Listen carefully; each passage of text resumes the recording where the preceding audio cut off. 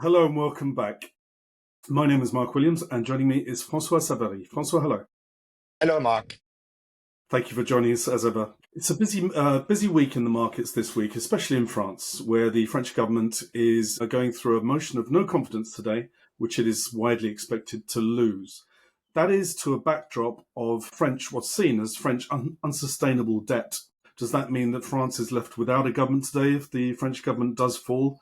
And, well, we'll talk about the bonds in a bit. Okay, yes, it means that if there is a no confidence vote, the prime minister, it's constitutional, needs to resign, and the president needs to try to find first a new prime minister to build a new coalition, if it's possible. The second option is the dissolution, and the third option for Macron, which would be a change in the institution, would be to say, okay, there is such a disagreement with everything that I decide to resign, and I don't think that it's going to happen. Clearly, Mr. Macron has said that the two options that are left is finding a new prime minister with a new coalition or a dissolution. Now, the French bond market is remarkably sanguine about all of this in the face of what is some upcoming potentially bad news with the ratings agencies, for instance.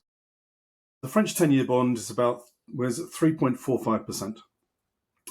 And I'm amazed that although, well, the UK has nearly the same size of issues as France, but the 10-year UK gilt is 4.65, so more than 1% difference between the two. Why is the French bond market so calm in the face of what could be something quite serious? The budget deficit plus the evolution of debt in France is an issue that is with us since the dissolution of last year. The main issue has not changed significantly.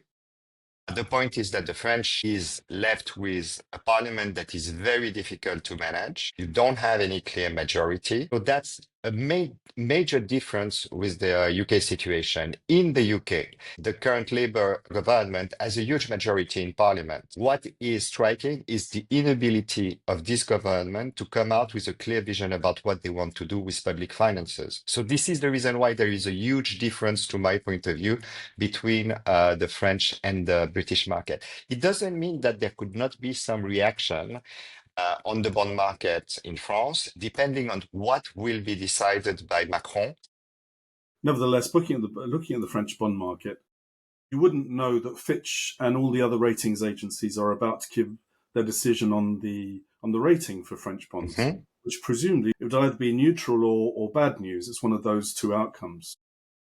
Yes. Obviously, the French bond market is not expecting anything negative from the ratings agencies.